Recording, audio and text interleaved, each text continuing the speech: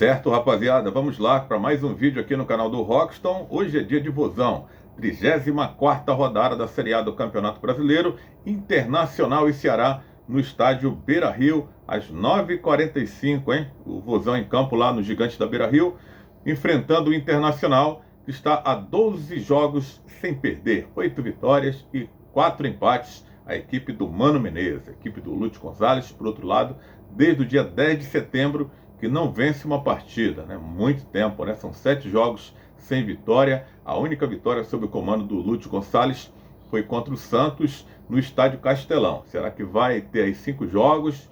Uma verdadeira batalha aí, atrás da outra, para tentar aí se sustentar na Série A do Campeonato Brasileiro. Mas não tem que olhar aí para adversário, não tem que olhar para qualquer tipo de adversidade, né? Tem que partir para dentro e buscar uma vitória, né? É o que interessa para o Vozão, né? Vencer, voltar a vencer, para respirar aliviado, para dar aquele levante no time que o time precisa nessa reta final para buscar a permanência na Série A do Campeonato Brasileiro, né? Qualquer tropeço aí será fatal para o Vozão entrar na zona e no momento mais delicado da competição, né? Providências tomadas, né? O Dentinho foi mandado embora, né? Rescindiu o contrato com o Ceará desde março, que foi contratado. O atleta não conseguiu se firmar, né? Foi uma aposta que deu muito errado do Ceará. O jogador que veio da Ucrânia não teria apostado, porque o Dentinho já veterano, o forte dele era a velocidade, não tem mais aquele arranque, aquela explosão que ele tinha nos tempos de Corinthians e no próprio time lá na Ucrânia que ele jogou durante muitos anos por lá, né? Ganhou muito dinheiro lá, quis voltar para o futebol brasileiro, se ofereceu para o Corinthians, para várias equipes, mas o Ceará resolveu apostar no Dentinho, né? E acabou dando errado. Entrou em campo poucas vezes, né? Pela Sul-Americana, pela Copa do Nordeste. Como titular, esteve apenas um jogo, onde também não foi bem, lesões, né? Chegou a jogar contra o Atlético Paranaense pelo Campeonato Brasileiro, Tombense pela Copa do Brasil. Enfrentou o CRB alguns minutos pela Copa do Nordeste, pela Sul-Americana contra o General Cabadeiro, né? Mas foi um jogador que praticamente não ajudou o Ceará em nada, né? Só onerou ali a folha salarial. Muito tempo também no departamento médico, idas e vindas ali no DM do Alvinegro, e foi uma das contratações que não deram certo, né? O Ceará errou muito aí ao contratar jogadores ali da linha de frente, né? O Dentinho foi um deles, o Jael ficou, né? Estava contundido também, jogador que não deu certo. A gente pode citar o próprio Zé Roberto, que chegou ali, o Ceará fez um investimento de adquirir o jogador, mas não conseguiu ser aquele goleador que o Ceará tanto esperava. Yuri Castilho, Matheus Peixoto, outro jogador que veio da Ucrânia, que também não conseguiu brilhar. Para mim era um jogador que poderia dar muito certo no Ceará, mas você contratar jogador contundido também não arriscaria, tinha tudo para dar errado. Chegou contundido e depois teve outras lesões, né? Está no departamento médico, inclusive, né? Então foram muitos erros aí da diretoria ao tentar reforçar o time na linha de frente, né? Jogadores que infelizmente não deram certo. E o Dentinho não vai deixar saudades no torcedor do Ceará, né? O contrato ia até o final do ano, mas as partes entraram no acordo e o Dentinho vazou, né? Não é mais jogador do time alvinegro, né? Quem está se dando bem na Europa é uma cria do Ceará, o Rick, né? O atacante que está jogando lá no futebol europeu, né? O Ceará negociou ele com o Ludogorets, time lá do futebol europeu. Está disputando lá a Liga da Europa, está sendo o artilheiro do time, né? É uma peça fundamental da equipe, né? É o Rick, que vem se adaptando muito bem no futebol da Bulgária, no futebol europeu, e vai disputando ali, né? Está na vice-liderança do campeonato local da Bulgária e também no grupo dele, na Liga Europa, né? Que tem Roma, tem o Betis nesse grupo, e o jogador vem se destacando aí muito aí no seu time. É uma peça fundamental, como eu falei, do time Ludogorets, da Bulgária, né? Onde está lá ganhando sua grana e também disputando jogos importantes. Vamos falar agora, né, do embate entre o Ceará, que é o que interessa, o Vozão, né? E o Internacional, né? Jogo que acontece logo mais às 9h45, né? O Ceará vai ter que partir para dentro do Inter, né? Não tem o que fazer. O Internacional vai ter o Mano Menezes de volta ao comando técnico. O Mano esteve ausente do último jogo, né? No empate contra o Curitiba em 1-1, cumprindo suspensão. O Mano que deu muito certo aí no comando técnico do Internacional. Com a chegada dele, aí deu aquele boom e o time ocupou até a última rodada, terminou a última rodada na vice-liderança, 10 pontos do Palmeiras. O Flamengo venceu seu jogo na abertura da rodada, na 34ª rodada, e ultrapassou o Internacional, que vai jogar por uma vitória aí contra o Ceará para poder recuperar a segunda colocação do campeonato e também se estabelecer de vez na fase de grupos da Copa Libertadores. Então é um jogo muito importante também para o Internacional, que vai buscar uma vitória a todo custo, já para se garantir de forma antecipada na fase de grupos da Libertadores. E se o Inter não vencer, o Palmeiras venceu o Atlético Paranaense já na rodada, o jogo que aconteceu nesta terça-feira, né? Então, qualquer tropeço do Inter em casa e também do Corinthians, o Palmeiras vai comemorar de forma antecipada aí mais um título do Campeonato Brasileiro. Certamente o Internacional não vai querer que isso aconteça de forma antecipada. Então, mais um combustível aí para o time do Mano tentar buscar uma vitória contra o Vozão, né? Maurício está recuperado de lesão, está à disposição.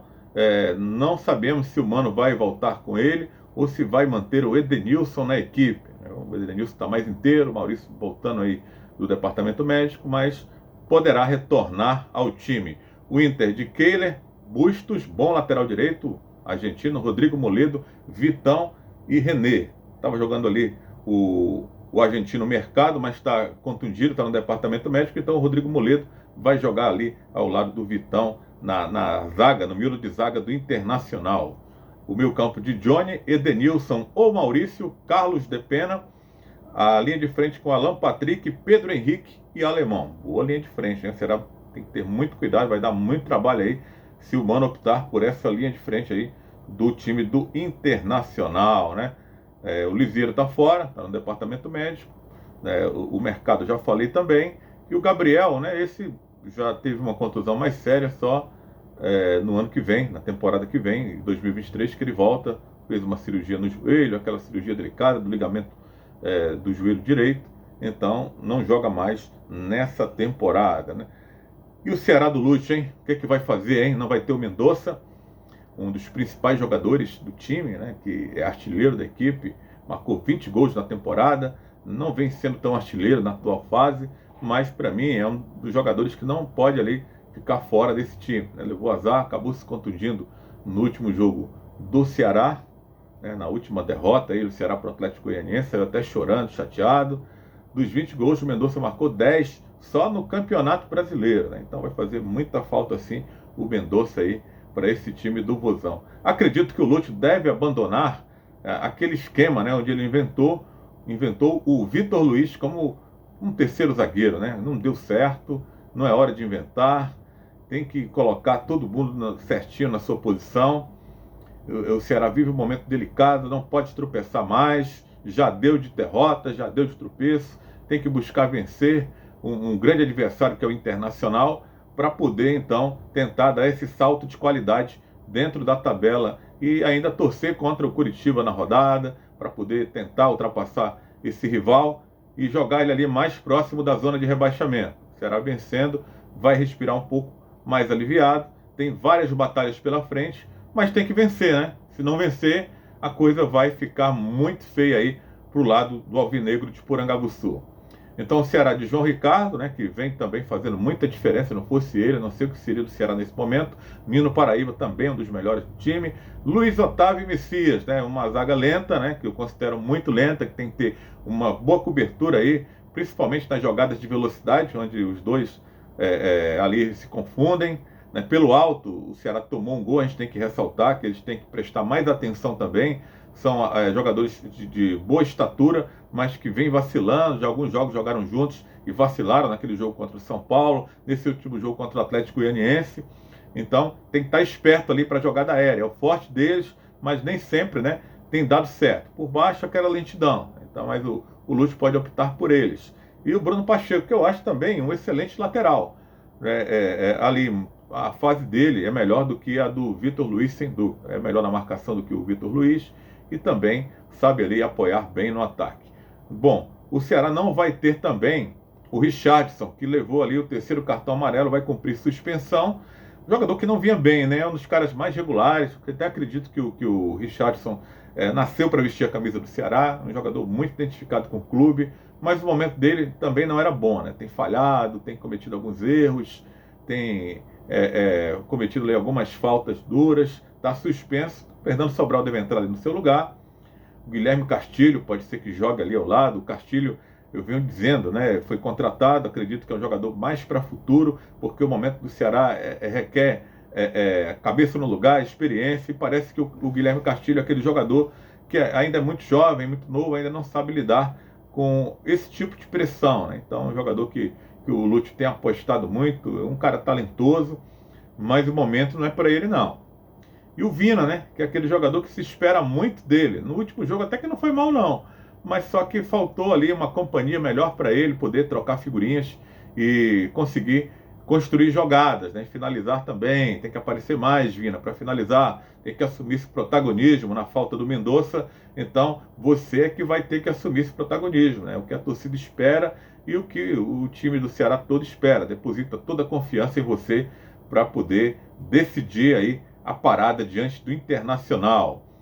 A linha de frente ali pode contar com o Lima, né, com o Jô, ou ele pode optar com o Zé Roberto. Né? O Zé Roberto é um jogador que tem seus golzinhos, mais pênaltis, mas não é de longe aquele artilheiro. Eu confiaria mais no Jô, mas a bola tem que chegar, né? A bola não tem chegado. Esse é o problema do Ceará, que é um toque-toque, às vezes ganha o território do adversário, mas não consegue chegar com efetividade para finalizar no gol adversário.